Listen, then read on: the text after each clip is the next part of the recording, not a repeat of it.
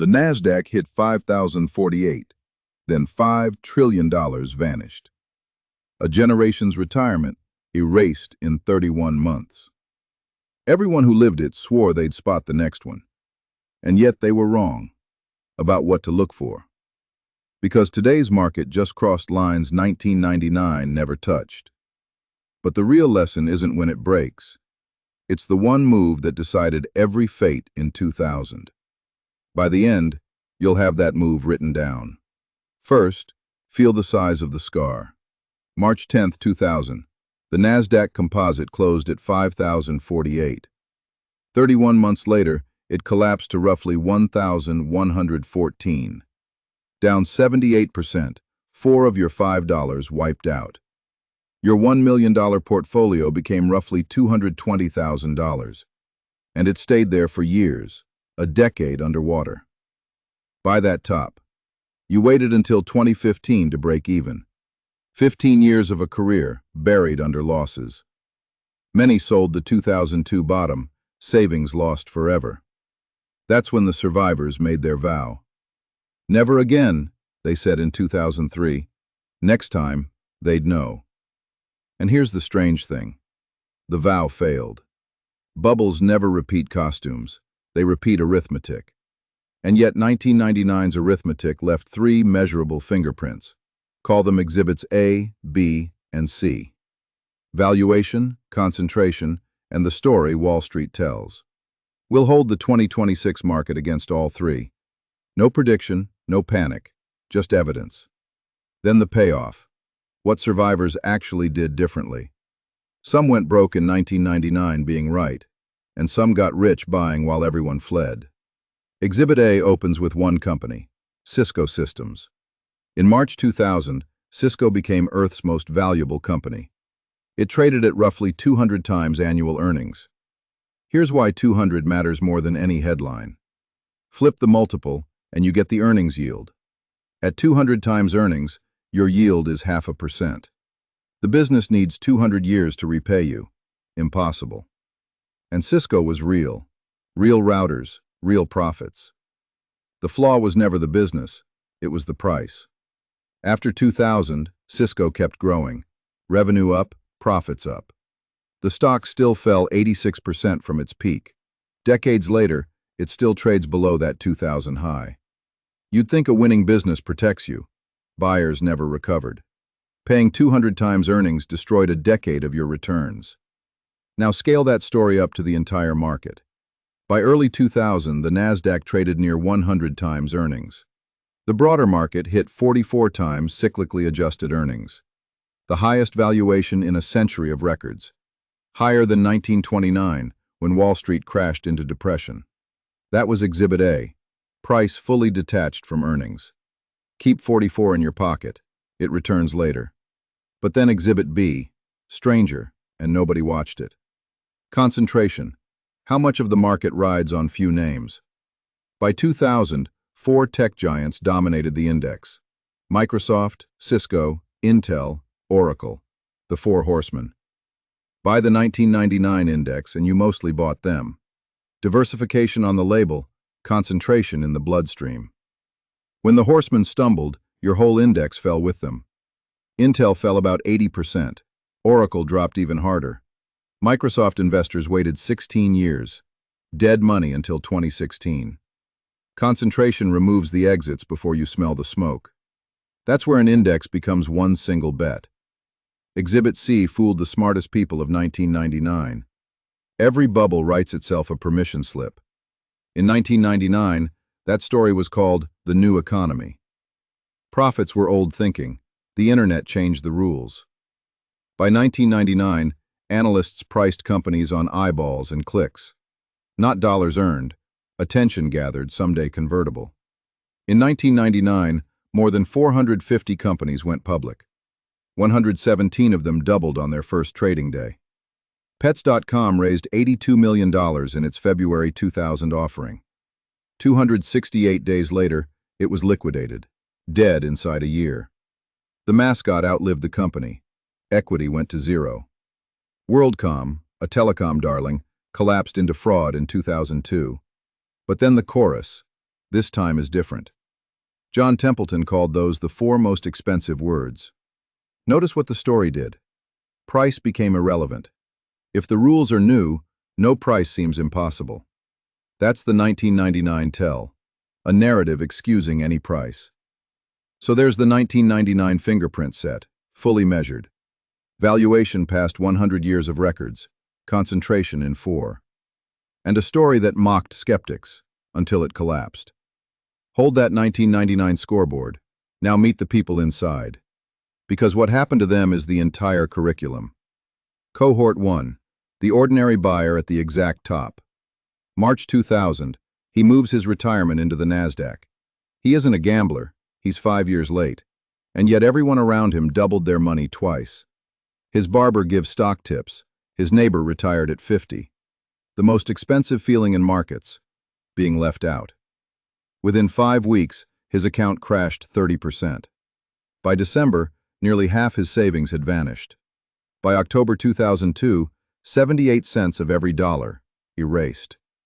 He stops opening the envelopes from his broker. He capitulates in 2002.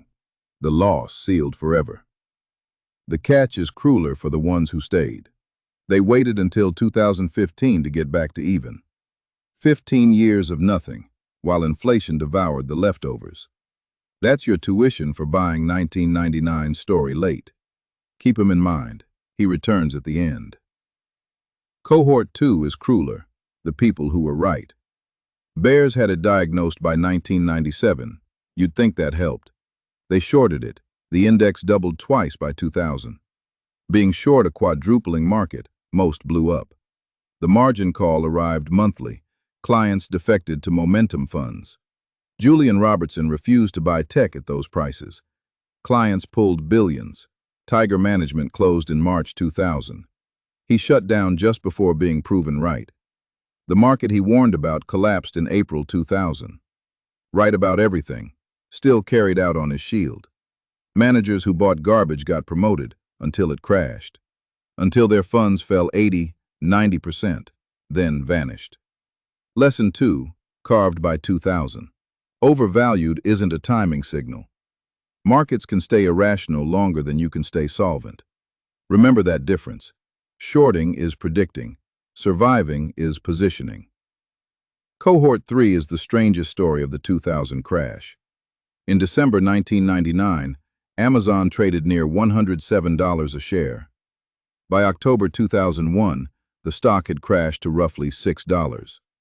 A 94% collapse, worse than the index itself. Barron's printed its sneer in 1999, Amazon.bomb. In 2000, analysts predicted it would default on bonds. Same crash, same company. Now watch the other outcome. Underneath the crash stock, the business kept compounding. Customers grew, revenue grew, right through the wreckage. The reason? Panic priced the stock, not the company. Held from $6, Amazon became one of history's greatest investments. Hundreds of times your money, from the same crash. The 2001 bottom destroyed one cohort, enriched the other. Both cohorts read the same 1999 Barron's headlines. The difference was one question, asked before money moved. Price story or business story? The answer decided everything. Cisco in 2000, a great business at an impossible price. Pets.com in 2000, an impossible business at any price. Amazon at $6 was a great business at a survivor's price. Benjamin Graham named this distinction in 1949. Price is what you pay. Value is what you get. The crash was that sentence, taught with $5 trillion. And yet the survivors aimed their vow at costumes. They watched for .coms. 2008 arrived wearing houses. In 2008, the market crashed in half. Same arithmetic. Which brings us to the part you'll argue with. Today's market held against all three exhibits, honestly. Exhibit A first. Valuation against 100 years of records. Remember the record? 44 times adjusted earnings in 1999. Today's reading sits in that neighborhood, near record territory. On that yardstick, we're beside 1999, not past it. But then other yardsticks have gone somewhere genuinely new. The market's total value against national output set records. Price against sales runs above anything 1999 ever printed. Hedge every number. They move weekly, and they should. But the honest sentence stands. We're at 1999's altitude. On several measures, past it. Territory with no map. Exhibit A. 1999 matched at minimum, crossed on several gauges. Exhibit B. Concentration. Here's where it gets uncomfortable. In 2000, the 10 biggest names held roughly a quarter. Today, the top 10 hold nearly 40% of everything. A few AI giants supplied most of 2025's gains. Buy the index today, and you've made a concentrated bet. Here's the line 2026 did cross. No hedging required. When few names carry everything, a stumble becomes a collapse. Exhibit C, the story. You know its new name. AI is 2026's new economy, the same permission slip. And like the internet, the technology is almost certainly real. Careful, the internet was real, and $5 trillion still vanished. And yet a true story and a safe price differ. Eyeballs and clicks in 1999, compute and chips in 2026. When earnings vanish from the argument, you're hearing 1999's chorus. But honesty cuts both ways, so here's the other side. Today's giants aren't pets.com.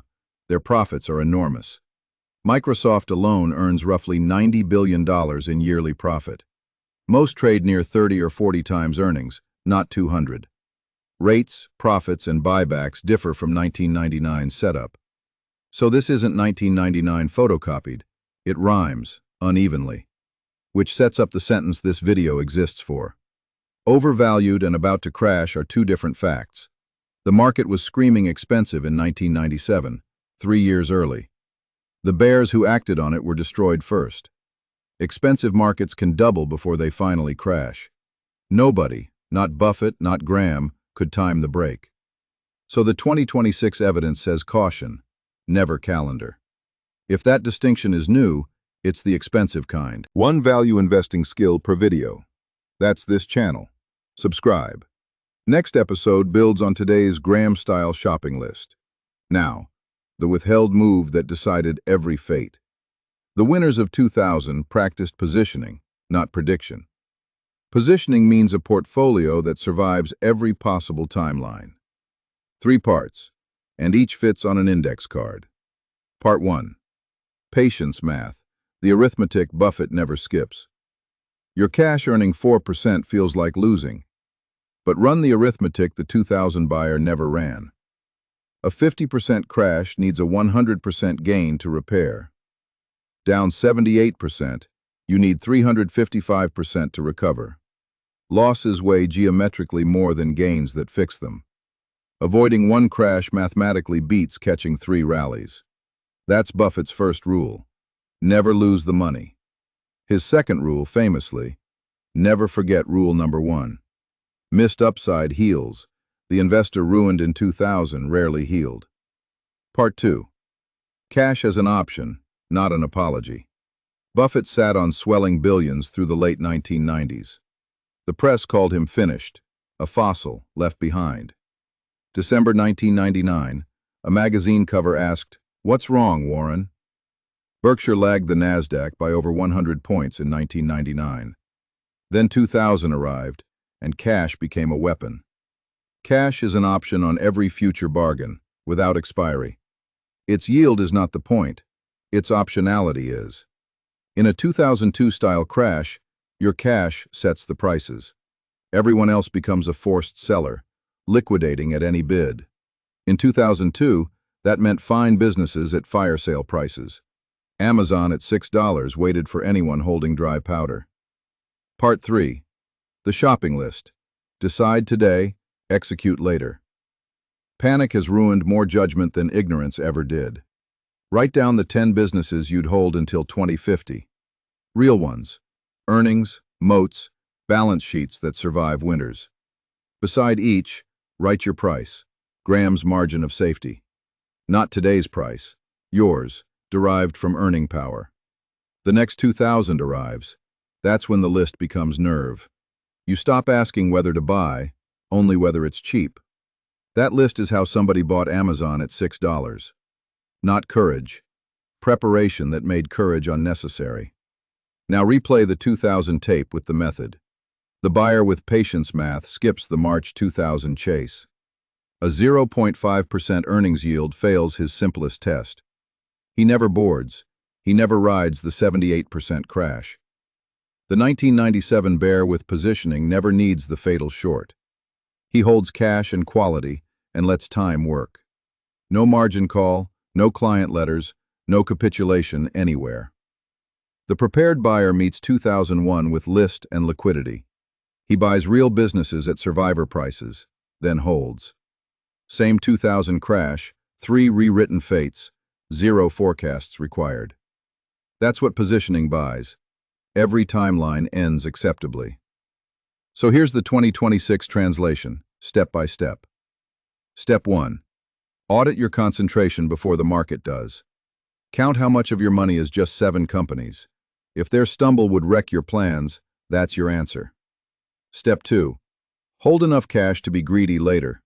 The twist: 100% cash is timing in disguise. Enough that a 50% drawdown excites, not sickens. Step 3. Write the 10-name shopping list this week. 10 names, 10 prices. 30 minutes of work, decided calmly. Step 4. Stop hunting the crash date. Nobody has it. The 1997 bears were right and ruined all the same. Overvalued means thinner returns ahead, not a scheduled 2000. One image before the close. Actually feel this one. October 2002, a kitchen table, one envelope, still sealed. Feel the weight of a statement showing half your savings gone. Millions of real hands held that exact envelope that autumn. $5 trillion was tuition, weddings, retirements, never abstract. Whatever 2026 becomes, that envelope is the stake.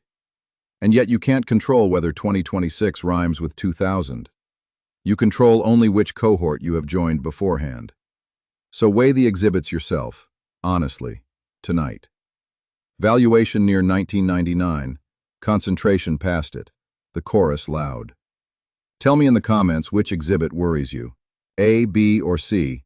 I read every single answer. Now the close. It loops back to 5048. Value investors in 2000 were never mystified by 5048. They saw the price. They couldn't date the collapse. So Graham's people stopped dating it and started positioning. Prediction asks what the market will do next year. Positioning asks what you'll do, whatever the market does. One question left people wiped out. The other bought $6 Amazon. Don't forget, the next 5048 is already forming somewhere. You won't see it coming. The vow makers never do. But patience math, cash, and a list need no foresight. $5 trillion vanished because millions confused price with business. The next 5048 is coming. Position